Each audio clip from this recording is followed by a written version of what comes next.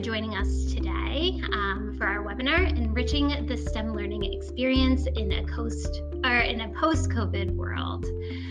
It's crazy to think that 1 year ago today, the World Health Organization classified COVID-19 as a global pandemic. Little did we know the impact that this would have on all aspects of our lives. At least I didn't realize. So this past year has also really underscored the importance and the power of science. The rapid development of 3 FDA-approved vaccines available in the US is incredible. I know all of us at Labster have felt a really stronger sense of purpose in our mission to empower the next generation of scientists. But this wouldn't be possible with all of you. I want to acknowledge the tireless dedication you as educators have exhibited over the past year, really rising to the occasion to ensure continued learning. Every day you inspire and empower students to research, experiment, and invent, providing the building blocks for the next generation of scientists who will cure diseases, slow global warming, and spearhead the discoveries that will help make the world a better and safer place. So thank you. Now, as we begin to see the pathway back to a more normal or new normal world, I'm really looking forward to this discussion with Amber Kuhl and my colleague Peter Gemellaro as they reflect on what lessons and resources from the past year will educators be able to take with them, providing students with a richer and more supportive learning environment. So just to go over a few practical details, we want to make this discussion as engaging as possible. So we'll be using Slido. There will be a couple polls that will be coming up right after this, as well as for Q&A sessions. And please feel free to ask your questions throughout the presentation, and I'll try to ask those questions to both Peter and Amber as we go along, really to make it as engaging as possible. So you can go to slido.com and use #Labster, and you can access that there. Secondly, the webinar will be recorded and will be sent out either this afternoon or tomorrow. And feel free to share with any of your colleagues you feel this might be useful. And finally, if you have any questions after the webinar, please feel free to email marketing@labster.com, and we'll be sure to point you in the right direction of who can follow up. So without further ado, we will be joined by Amber Kuhl, who is the Director of Curriculum and Instruction at Arizona College of Nursing, as well as Peter Gemellaro, who's Labster's Senior Customer Success Manager. And I will be passing it over to them in just a minute, but I do want to first start with a poll. So again, if you could go to slido.com and then use #Labster, and let us know which of the following most accurately describes your course format in the future: fully online, hybrid, fully in person. And I'll just give a few moments for everybody to respond.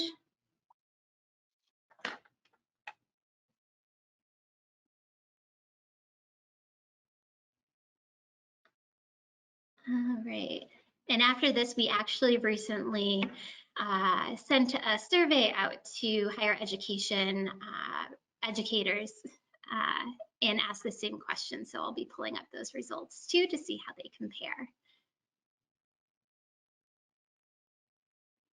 All right. Great, so it seems like about 60% hybrid and then a mix of fully in person and fully online.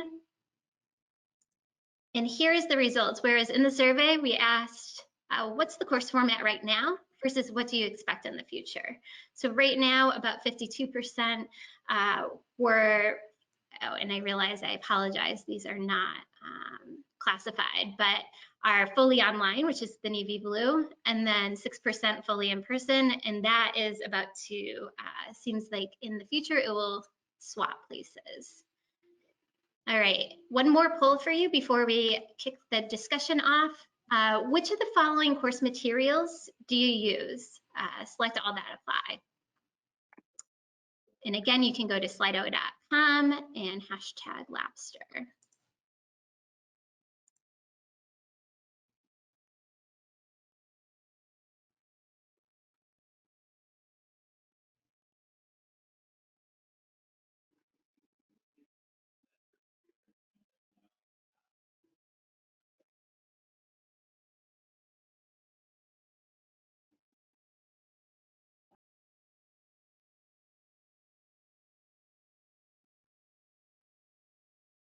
All right, so it seems like a good mix of different course materials. As I can imagine, you probably had to have tried them all over the past year to see what works, what's most engaging, and so forth. So thank you all for taking the time to submit your polls. All right, so um, with the survey, we asked a bit more or provided more course material options that we weren't able to provide with this Slido poll. But again, it was a whole mixed bag, really, of the different resources that educators used over this past year.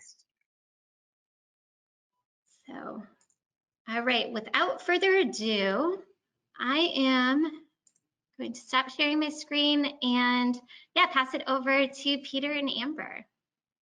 Awesome. Thank you, Hillary. Thank you for that wonderful introduction to the conversation that we're going to be having today. My name is Peter Gemilaro, and as Hillary said, I'm a Senior Customer Success Manager here at Labster. The topic that we're discussing today and the work that we do at Labster is very near and dear to my heart because I actually worked in higher education for a number of years as a student affairs professional as well as an adjunct faculty member. And I'm really excited that Amber agreed to have this conversation with us today. We had some preliminary chats, and I think there's some really interesting work that she's been doing over at her campus and her campuses. So Amber, I'll just turn it over to you just to do a quick introduction for yourself. Let us know a little bit about your background, what your role is at Arizona College of Nursing, and then we'll get into it. Yeah, absolutely. Thank you for having me. My name is Amber Kuhl. I am the Director of Curriculum and Instruction for Arizona College of Nursing. My background, I've been with the college since 2016, started as adjunct and transitioned into a full-time faculty member and then into my position currently. We are a national program with campuses essentially all over the country and really are, working to provide an opportunity for nursing education to those that would not necessarily always have that opportunity. So we have a strong general education program that leads right into what we call our core nursing program. Very nice. I think Hillary set us up really well for this conversation. And again, thank you so much for agreeing to join us today. We really appreciate it. And I'm excited to share your findings with the faculty members that we work with. Hopefully they find it as interesting as I do.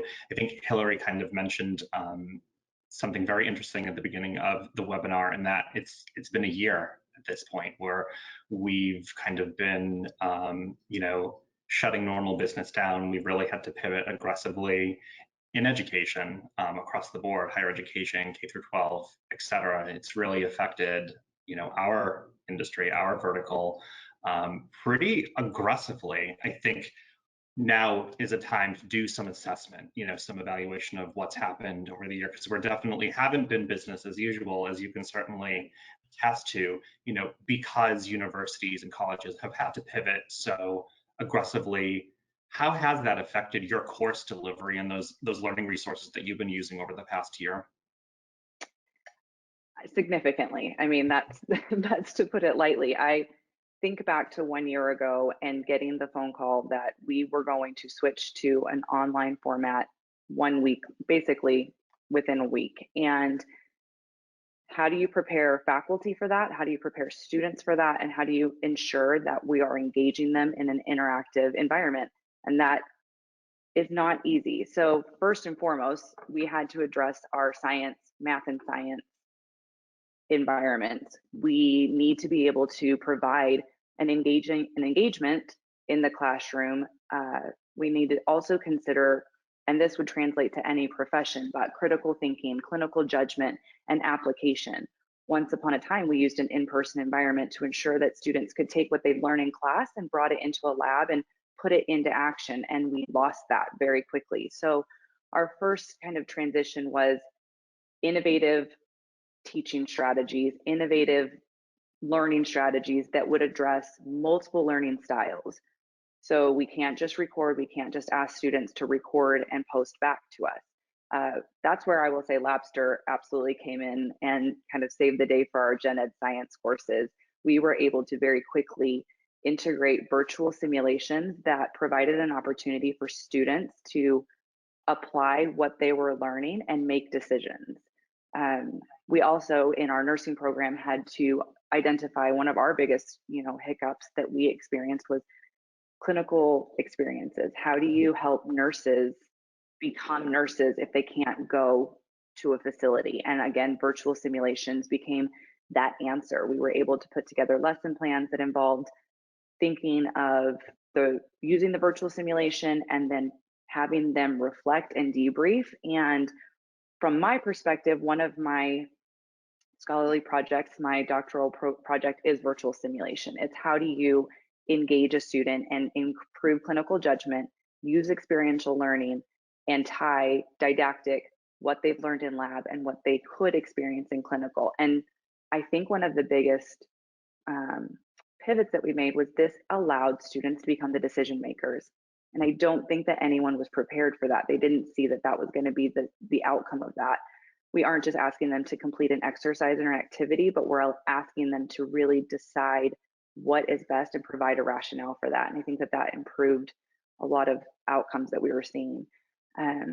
We also, I think, were able to add a lot more experiential learning, and it was necessary for us to ensure that what they were learning online and in that online classroom was going to be engaging and worthwhile versus just sitting in a Zoom meeting with their faculty for 2 to 3 hours at a time.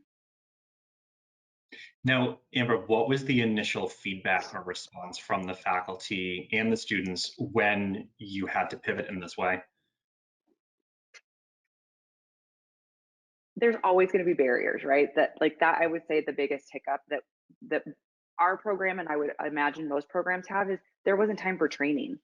There wasn't time to really prepare them for what that was going to look like. I am going to give our faculty a lot of credit in this place. They were major key factors in the success of that implementation. They provided the opportunity to guide those students, and our leadership also supported the faculty through this transition wholeheartedly. So, I think initially it was a little scary, and it was, is this going to work? And again, and mind you, this all happened in our gen ed program mid-session and in our core program mid-semester.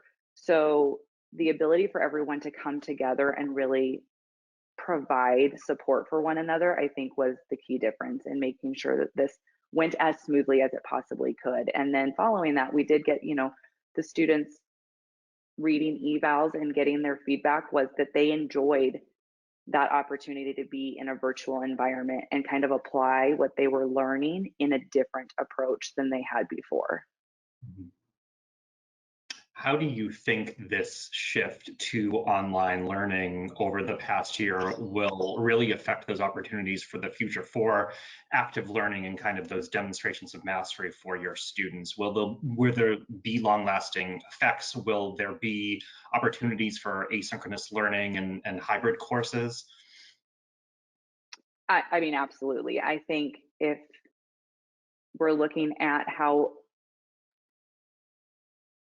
the opportunities affected active learning, I think the first, we have to talk about the barriers and the issues. And I think first and foremost, it's the on-time feedback. If you are trying to engage in an online environment, and we've all been in online classrooms that are not that engaging, right? You post a discussion question, you do an assignment, you get feedback a week later. I think that the big shift is that we needed to be able to provide in-time feedback. Virtual simulations allow that. The interaction and engagement of the faculty provides that opportunity. We can break into what is essentially is a flipped classroom. I think that this last year has shown us that we can engage active learning by flipping the classroom, having the students prepare outside, and then engaging them, if you are using a synchronous approach, into maybe we do a group case study. Maybe instead of lecturing to the student as we're used to, we get to really see in person, even if it's a synchronous Zoom meeting, what they know and how can we engage them further. For me, I think the evaluation piece becomes huge, and that's where the activities and assignments play such a huge role. I think finally we have to engage in creating assignments that do incorporate active learning. I think that with the virtual simulations, which I keep going back to, it's a great way to just engage a student. They practice something, they didn't get it, they could do it again, but you can also bring that into that classroom. I know I've talked to some of our faculty member that instead of just having the students do it outside, they might do it with in the Zoom, right? They've done their prep work, they've read, they've come into class. Now I have this 2-hour synchronous session. Let's use this real life scenario, or let's use this virtual simulation. We've used lots of different products to go, okay, let's take them through it, pause, and then ask the questions. So we are getting in time feedback and able to kind of reflect on what's working and what's not. I think you're hitting on something really interesting, and that's constant assessment and evaluation. When it comes to the virtual lab simulations, I feel like we're pretty versatile, and it just so happens that over the past year, we've really been able to replace those physical lab experiences simply because of the pandemic. However, sounds like you're doing some interesting work for the long term. Tell us a little bit more about how you've embedded the Labster simulations in your curriculum, not just during this past year, but what's kind of on tap for the future. I would say first and foremost, one of the biggest pieces that we saw in evaluations from students and in our curriculum is that we are making a shift to embed virtual simulations in conjunction to in-person labs. So currently most of our campuses can't be on campus, and so we're using virtual simulation as that replacement. But even when we can go back on campus, we have created an environment where we have 3 virtual simulations and 3 in-person labs. So they're getting actually more in experience than they would. One of the other benefits of that is the virtual simulations provide an opportunity that we would not be able to provide on a campus. There's equipment, there's resources, countless things that really just every program would not be able to offer. And so we can add that in conjunction to that. We also, I think one of the other benefits is the saved opportunity costs that we have for our students. They can learn on their own time. They have the ability to interact and work in a way that they are the decision maker. And I really want to enforce that idea, because even in a lab, and I say this as a faculty that sat in a lab, you want to help them and you're guiding them and you're helping and you're being that person that's kind of overseeing them. In a virtual environment, they have to make all the decisions. It doesn't mean that you're not going to go back and debrief with them and you're not going to give them feedback, but they really are put in a place to use their own critical thinking skills. And I think that that really is an opportunity that we didn't, expect to come up. I also think that it transfers the role of the faculty member. They become more of a coach, they become more of a guide, and the accountability of the learning goes back on the student. I think that's a really interesting way to put it. I like that. I think it creates it's a little more collegial. You get a little bit more mentorship. And I think there's so much potential with technology and online learning resources. I personally think back to when I was in graduate school and undergrad, and granted, I'm an arts and humanities person and not a true science guy, but I wonder if I had a resource like Labster available to me, would I have done better in my intro to biology courses? Would I have actually pursued something in science? I come from a family of biotech folks and biology folks, and I think even before the pandemic, we had so much technology at our fingertips, and now it's very much embedded in our daily lives, even outside of the classroom. Do you feel that any of your faculty members were kind of speaking to that in their assessments of Labster or any other online learning resources that they were using? Did they really see the educational benefits? Did they feel like they've learned anything new from implementing the simulations into their courses? I do think so. I think that the faculty, while possibly hesitant, I think you have faculties on a spectrum. You have some that are very tech savvy and really believe in kind of all of that innovation. You have others that aren't as comfortable with it, and that's where the support comes in. But I do think that something that was consistent is that faculty can see that their students are engaging in it, and that's the key. It honestly, from my perspective, doesn't really matter what you as a faculty think is the best way to teach. It matters how your students reciprocate and what they believe is informative and what they believe is going to contribute to their learning.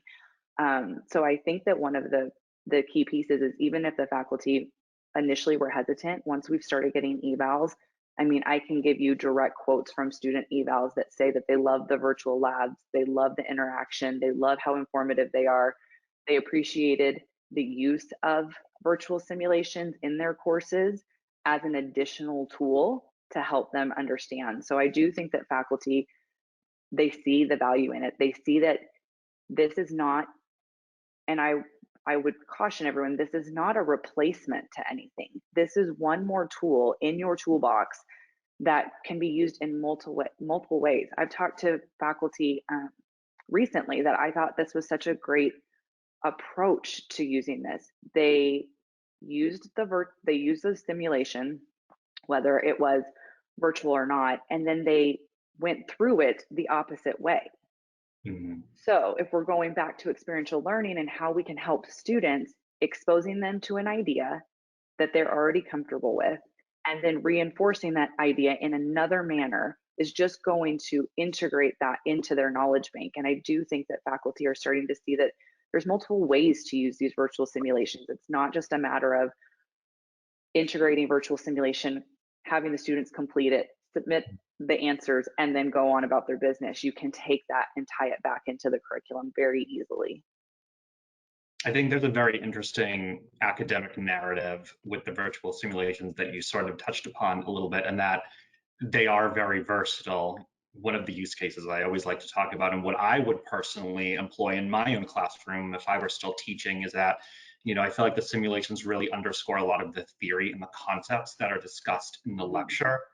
And then you can kind of use the simulation almost as a homework exercise, but then a bridge to an in-person lab experience. The way that the simulations are set up, as you well know, Amber, you know, we always talk about lab safety protocols at the very beginning of each simulation. So students are still learning those concepts. You know, they're still engaging in the same behaviors that they would in a physical lab. And once they go through the simulation, they're being quizzed on the concepts that they're learning. They're being quizzed on the experiments that they're engaging in. And they're almost doing a bit of trial and error online that they wouldn't be able to do in person. However, I feel like that sets them up really well for that in-person lab experience, where they can go in and they're like, okay, I know to put my lab coat on. I know how to dispose of this solution because I learned it in the simulation, or we talked about it in the course, and it's kind of cemented in their heads. And then they can spend, you know, where they would normally spend maybe 2 hours or so, or hour and a half an experiment, it kind of cuts that time down in the lab. They can focus on their lab report, submit that. You know, we kind of have multiple moments where students can recall that information and they are engaging it in a very purposeful way. You know, again, at the end of the day, it's about the learning outcomes of the students. Excuse me, and you talked a little bit about, you know, instructors kind of adapting to the students' learning styles and what their needs are. And I think that's extremely critical. You know, again, as someone who's in the classroom, the students that I worked with, their learning styles were not created equal, you know.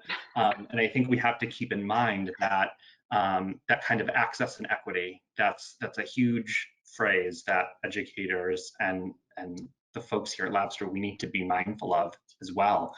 You know, utilizing these online learning resources to their full extent. You know, we have this generation that's so savvy with technology. How can we meet them halfway? How can we really enrich their learning experience with some of these great resources that are out there? Obviously, I'm a little biased, and I'm super into our simulations, but I think that also it's true for other online learning resources. This is, you know, I personally feel that the landscape of higher education will be changing in the future.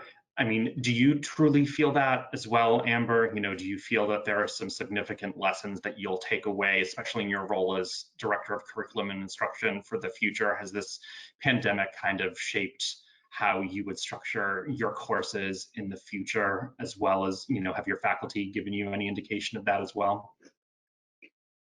I mean, without a doubt, I think that higher education is moving into an innovative online approach. It's not going anywhere. And if anything, the pandemic just highlighted that this is going to be where we are moving, and we're going to need to be able to meet the needs of students in a lot of different approaches. So I think innovation is it. Innovation is higher ed. It's what we have to focus on. I think creating the online education is going to be an engagement in classroom in that online environment is going to be key. Like I said before, we can't have an online environment that is static, that is, discussion board into assignment.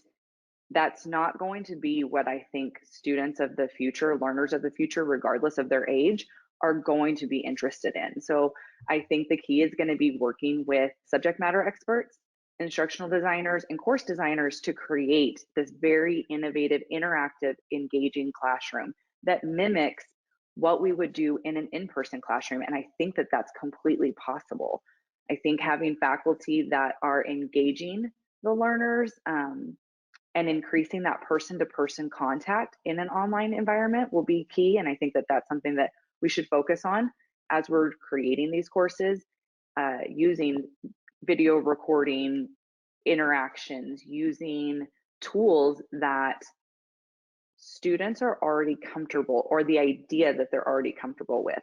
Could you transition a discussion board to mimic something more like a Twitter feed, so that it's real time and all they have to do is quickly post? Can we, create that experiential learning that we've been talking about, that's going to expose a student to an idea or concept in one way, reinforce it in another way? So maybe we do have an assigned reading followed by a video that they're going to watch, followed by their faculty member giving an overview or something, or posting to the discussion board something to clarify a concept, and then jumping into kind of those, I'm going to say, like almost an online game, like a quizzing tool. You have all of these tools at your fingertips that we could put right directly into these courses. I do think that, if we're talking from the educational technology realm, the integration and full integration into an LMS is going to be key. We need to make sure that it's user friendly.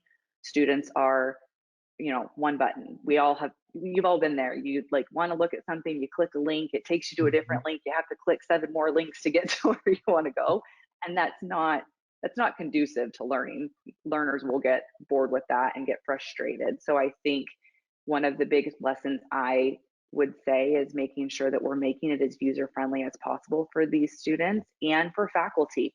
They don't need to have all of the excess work, but they want to engage with their students. So having, again, those subject matter experts, working with instructional designers, working with course developers, so that everyone is getting to the same place and we're all meeting each other's needs, I think is going to be a huge, huge push in the future. Mm-hmm.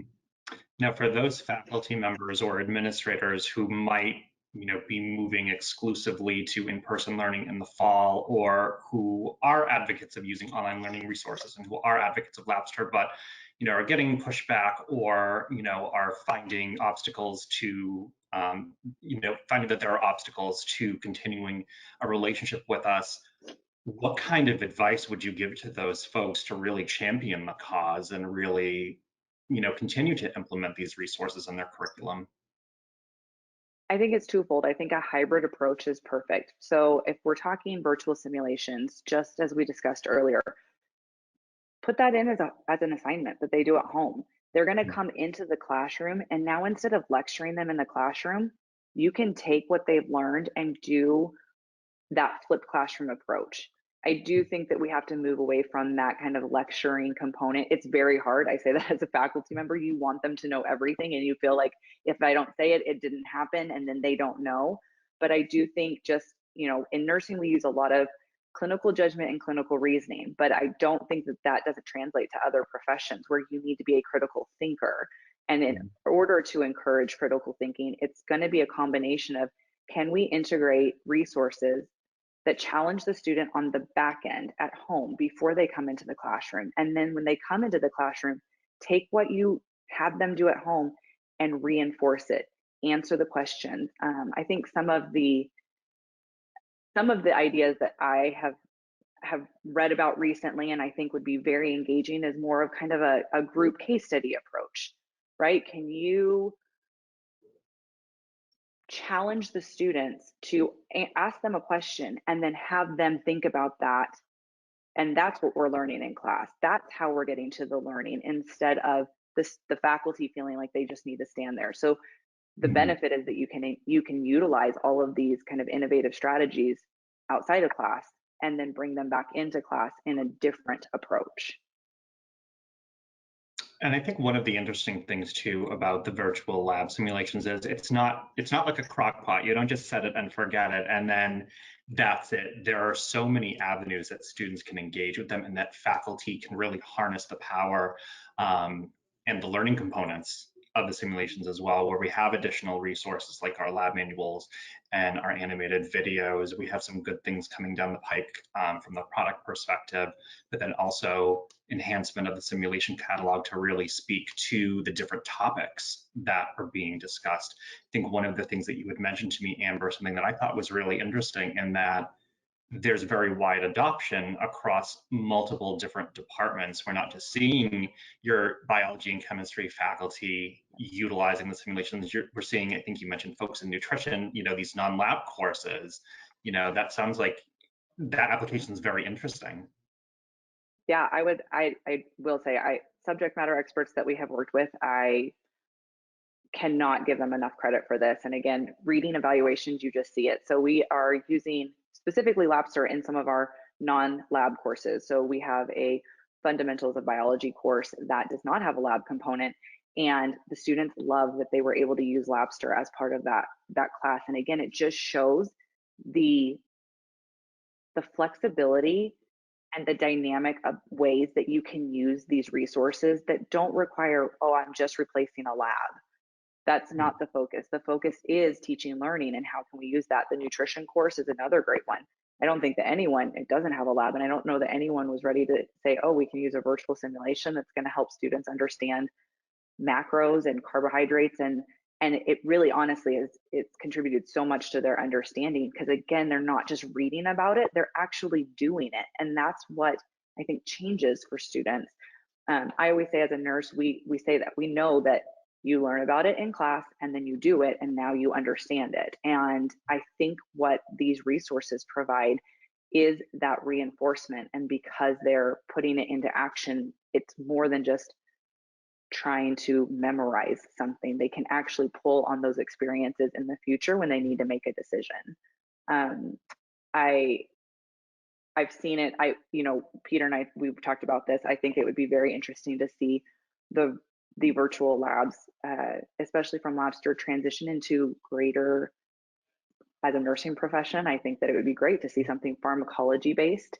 I think it would be great to see something that was more the integrated nursing. And I think that we have the ability with STEM focused creation to really tie in all of these professions. Anything that has a focus on science, math, it integrates that investigative nature that these professions need. Mm-hmm. Looks like we actually have a couple of interesting questions from our audience that I just wanted to pivot to briefly. We're talking about the student experience. We're talking a little bit about their assessment and their feedback. And the questions that we have from Vicky. Vicky brought up, were you able to incorporate any writing or observations from the simulations to determine the students' abilities to collect observations and communicate them?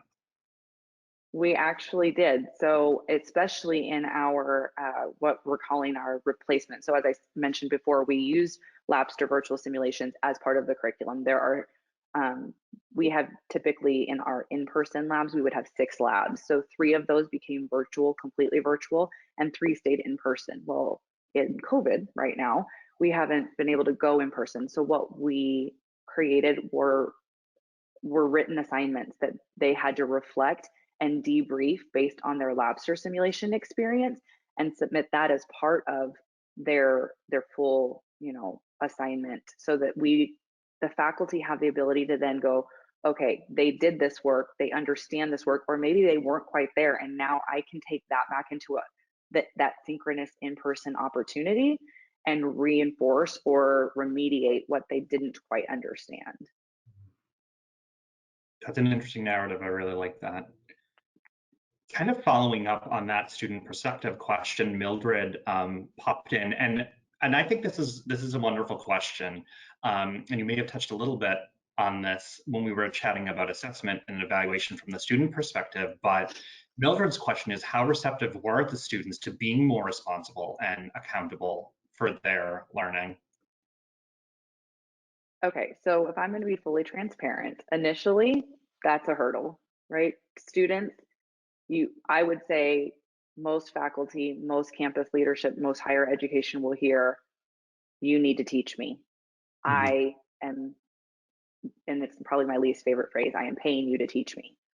So I think that is a little bit of a change management approach that we have to take with faculty and students so that we can encourage them to be accountable. And I will say that after probably the first little group, once they saw what they were able to retain, and I really think that this was the key, we integrated these virtual resources, this innovative online experience, and they didn't see the value in it. And then they went to their next class and they were able to use what they had learned in that experience in their next class. And all of a sudden, now they realize, like, I am responsible for what I am learning. My faculty is there to reinforce and again, add back to that. But I do think that that's a change management topic that has to occur at the lowest level, meaning we're going to start with the students and have faculty help engage them and understand that I will guide you, but you are responsible for your success in this course.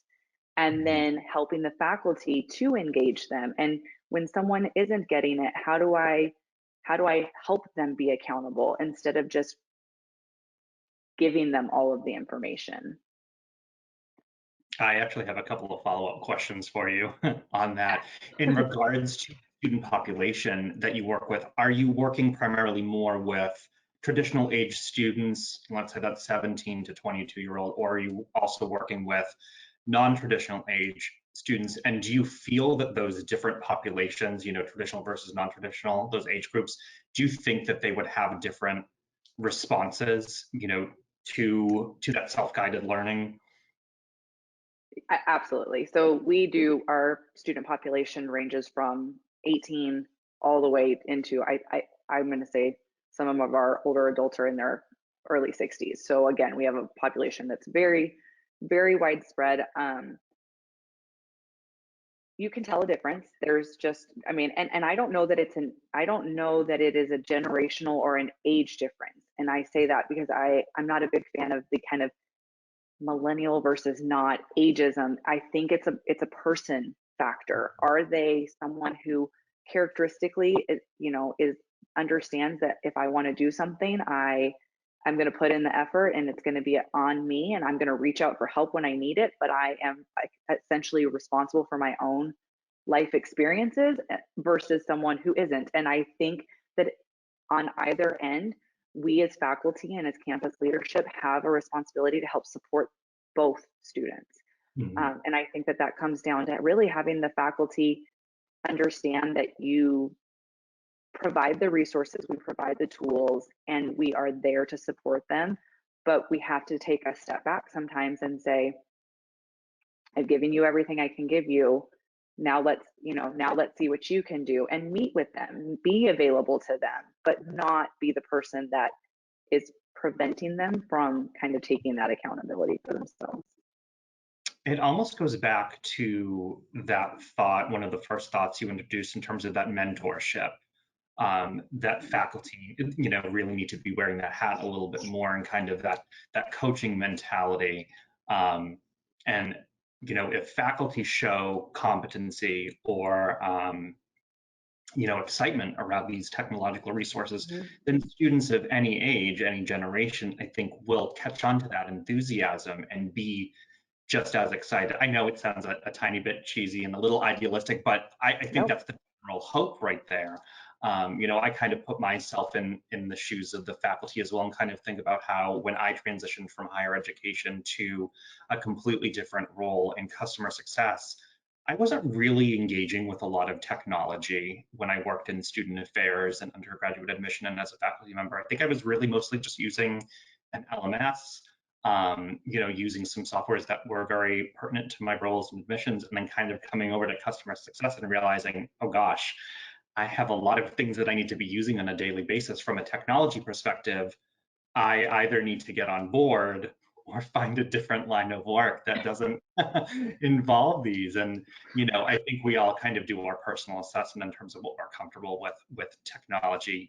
We kind of, social media is one animal altogether, but then we have something like an LMS or an online learning resource. And I think instead of looking at them as hindrances, how can they be a help to us? How can we approach things with a bit more positivity? I think we're always kind of focusing on what are the obstacles that we have to overcome? What are these challenges, these hurdles? I think if we focus a bit more on the positive and say, hey, this actually is a good thing, let's take a peek at some data, or, what's our personal experience and our comfort level with it, then I think, again, students will kind of catch on to that. Switching back to the questions, Mildred brought up another good question in that she's working with very large lower level courses, and she would typically focus more on skill and less on content, as she uses both virtual and face-to-face labs. And she's wondering if that's a good idea. Is that a good approach for her to be taking? I think so. I think that it's twofold, right? We can't lose the skill. I think that that's where the virtual lab provides that opportunity for the initial exposure. Just like Peter was saying, you can expose them, you can go over a lot of things, and then you can reinforce it once you're in the in-person lab. They have then been practicing, and now we can really focus on, did you get that skill right? Did you do something that we need to remediate? So I absolutely think that, kind of it's twofold. You can use that first approach to focus more on, that's where they get the practice and the skill. That's where they get the exposure to the skill.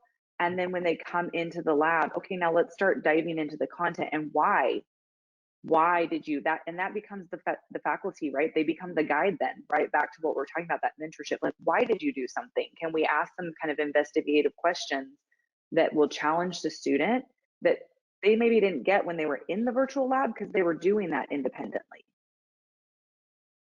Exactly. And it looks like Roberta is agreeing with us that students can use virtual activities to prepare themselves for the in-person lab and the lectures, and the concepts are reinforced. And that's a wonderfully succinct way to put it, Roberta. I think everyone here agrees with that statement. And I think we're seeing that in practice with the things that Amber is telling us today.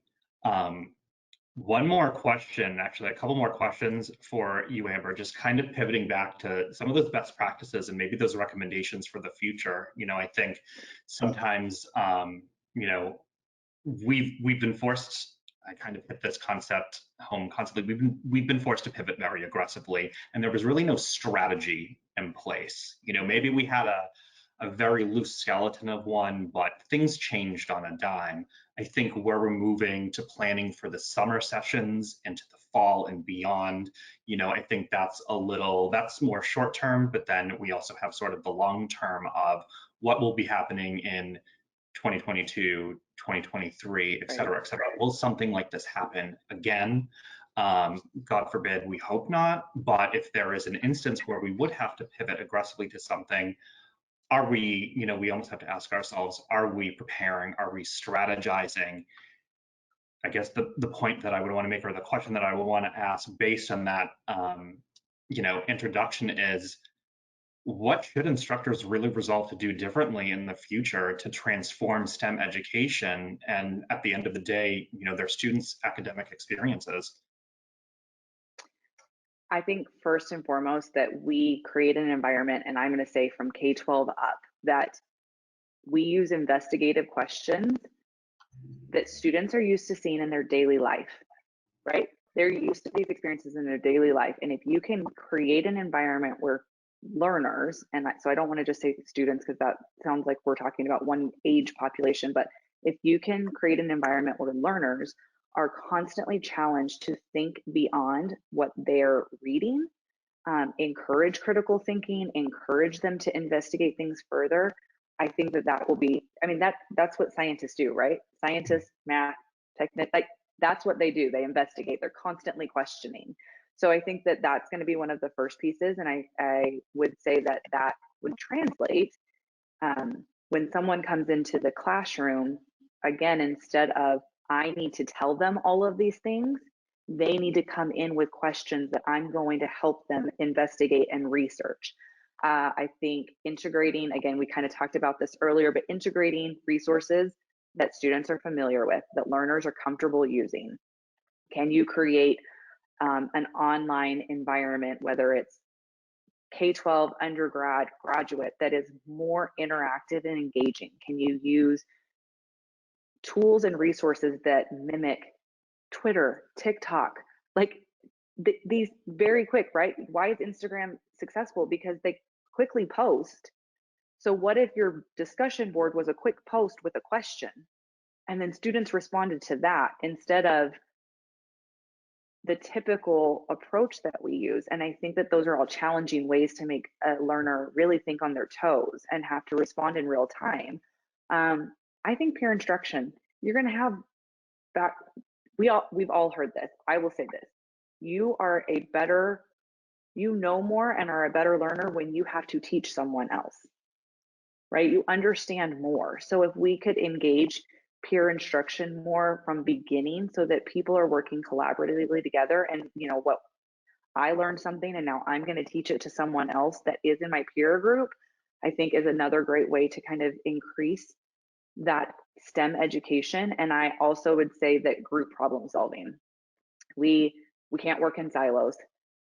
So while yes, we are going to use resources independently in an online environment, I think what I've seen a lot is the group collaboration, group discussion questions, group case studies, breaking out into small groups. And I think, again, that all goes back to the learner becomes accountable and they now are engaging in these kind of critical thinking moments without having someone tell them how to think, which just translates back to that kind of investigative nature that I think we need for STEM to continue in the future. What kind of response would you have to those faculty members who feel that they haven't learned something over the past year from the pivot to online learning, or how they've adjusted their teaching styles during the pandemic? That's actually a tough question, because I feel like I'm in a special place in that we are nurses, and my background is nursing, and my educational background is nursing, and nurses are taught to adapt. They are taught to be dynamic. They are taught to be fluid. They are taught to really think on their toes. And so I would say that if a faculty feels like they really have not learned any new approaches, or they don't feel like that they can engage in these new approaches, that honestly, that higher education might not be where they need to focus. That doesn't mean that they can't be behind the scenes in higher education, but we really have to get to a place, and I will go back to, it's difficult. It's difficult as an educator. We believe that we know best. That's fundamentally who we are. But being able to see that your students are learning and your students are engaging and they are growing from it means that it is working, and we have to embrace that. Definitely. I know that was a tough question to ask. It's a little uncomfortable, but I think in every industry we have folks who are very pleased with the status quo, and I think in this case we're really examining what it means to go back to normal. What does that look like for us? But I don't feel like we're ever going to go back, really, in any facet of our lives, to the way that things were before. Our lives have been affected forever. Even I kind of think back, to socializing with friends, or the things that I used to do and take for granted. I'm very cautious about doing those things, or I don't do those things now. And I think when it comes to the classroom and how we're engaging with students and how we're adapting and evolving, sure, it's not a one size fits all. I definitely see that, and it kind of brings us back to that access and equity that I mentioned earlier. But what are some of those things that we can pick and choose that we've done that would work? I don't think that there will be no use case for online learning resources in the future, or for LabStart in particular. I definitely think that there is a seat at the table for all of those things, and I think there's an opportunity for faculty to kind of they can certainly pick and choose what they use in order to create the most comprehensive academic experience for their students, but also keeping in mind their own comfort level and what they would like to see as tools for success for their students. My last question to you, Amber, is flipping it back on you with a little bit of self-reflection. And you kind of touched upon these themes a little bit throughout the discussion today, but what are some of those main lessons that you will take away from your experience, especially because you are the director of curriculum and instruction? What's kind of going to resonate with you for the long haul based on this experience you've had for the last year? I think so. I mean, my biggest takeaway is that we have to create an environment of online and in-person learning that work together. I think we have to utilize EdTech to its fullest potential, and what that means is integration into the LMS, providing training for faculty, and working with instructional designers and course developers that can really help facilitate where there's gaps in knowledge. How do you help your faculty? Because the reality is, if we can't help faculty, the faculty can't help the students. And that's going to be one of the largest hurdles that we have to overcome. I think there's a misnomer that you cannot create an engaging learning environment online that is as engaging as in person. And I don't believe that. I wholeheartedly believe in the ability to interact. You should see yourself as an online faculty member just as you would see yourself in person. So if I think that again goes back to helping faculty understand what their role is in that. And I think that that's going to be a change in the future. I would love to go away from stagnant kind of online discussion classes. I think that is not going to be value added in the future. I think institutions are going to come to understand that they need technology. We need technology to reach those students that necessarily couldn't get to an on-campus environment. Maybe there's an option of creating that engaging online environment just as we're creating that engaging in person, and offering both opportunities, because you do have learners of different approaches. That doesn't mean that we take away the virtual resources, the online learning resources from those in-person students. It just means that we offer an option that engages both types of learning styles. And I really honestly think that automation is going to come full circle in the future. We're going to need to ease the work of what our LMS is doing, and make sure that when the students are doing something, it's directly talking back to our LMS, which is directly talking back to our institution, so that we can gather the data. We should not be making changes or decisions that are not data-based, and they have to come from a place of transparency. Mm-hmm.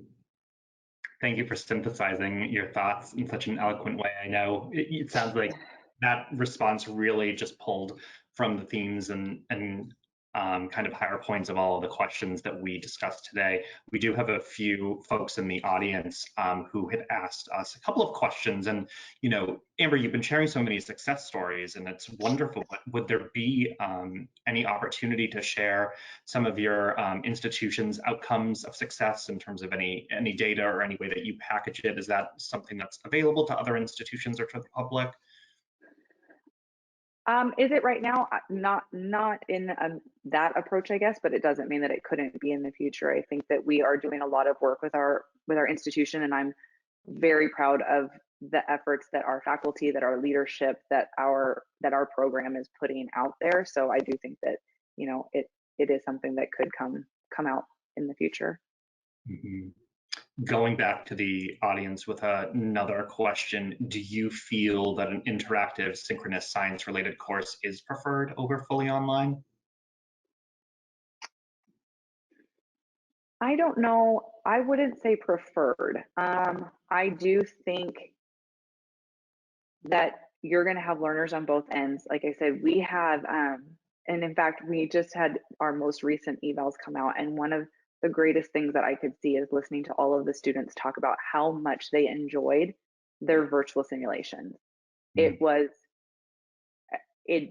so many specific comments to that, and so I don't know that they necessarily wouldn't or didn't need the online or the in-person or the synchronous in-person versus online. I think that it comes full circle as these are tools that they work collaboratively together. And I think that that's where we almost need to get to, is it's not either or. And I think that right now that's what we've worked in, is an either or perspective. And I think we can transition to more of a, a collaborative perspective when it comes to these resources. Definitely. The last two questions or comments that we have are really related a little bit more to the content of the simulations and kind of what we're teaching in those virtual labs. So I think that it's almost a hybrid response between Labster and between you, Amber. Talking about one of the comments is in regards to designing virtual labs to teach troubleshooting, and another person commented about, reasoning skills. Are these things that we should be teaching in virtual labs in addition to those content areas? Absolutely. So I will say that one of again, I'm going to shift to kind of our nursing side of the program, is some of the greatest virtual labs that we have access to require debriefing, and they require reasoning. So not only does the student have to make the decision, but they have to provide a rationale for why they made that decision. That provides great information to that faculty member to go, okay, yes, they got to the right place. No, they did not get to the right place the right way. Or maybe we need to further develop that, or maybe they hit it nail on the head, and now we can use that to bring that back into the classroom. I also think troubleshooting, I love the idea of being able to go, okay, this happened, but why did this happen? And again, that all goes back to the why, which I think encourages that critical thinking, clinical judgment, and reasoning that we're talking about. So I would love to see, in the future, virtual simulations transition in and envelop that more, so that students aren't just making decisions, but they're really forced to kind of think about the why. I think at the end of the day, when a student understands the why, that's when they will fully grasp whatever concept we're trying to get them to understand. Exactly. I completely agree with you, and I think those were the last two comments and questions were really a great way to kind of bring us full circle to the end of our time. I know that we have about 1 minute left. I just want to thank you, Amber, for this wonderful conversation. I think the faculty members who attended today have a lot of food for thought after what you shared with us. And I think it's been really wonderful for us to hear this really lovely case study, as it were, what you've been working on over the last year. And I'm personally very excited to see what you'll be planning for the future. I'm not going anywhere, so we'll continue to work together. But this was wonderful. Really, really thank you so much for taking time out of your day to speak with us today. Well, I appreciate the opportunity. You guys have been fantastic, and I really hope that we can see the transition in innovative approaches to higher ed. So I'm happy to be along for the ride. Wonderful. Yes. We're happy to have you. I'm going to turn it over to Hillary to just provide us with a few more housekeeping items and wrap us up for the day. Sure, yes. To second, Peter, thank you so much for your informative responses and tips for the audience today. And Peter, thank you for your thoughtful questions and feedback as well. This is really great, so thank you. For everyone on, as I said, I'll be sending the recording of this webinar, so if you feel any of your colleagues can find it helpful as they begin planning the future of their education and the curriculum set up. please share that. If you have any follow-up questions, you can email marketing@lapster.com, and I will be sure to direct you to the best person to kind of follow up with you as well. So thank you, everyone, and have a great day, and yeah, stay well. Thanks, guys. Talk to you guys later.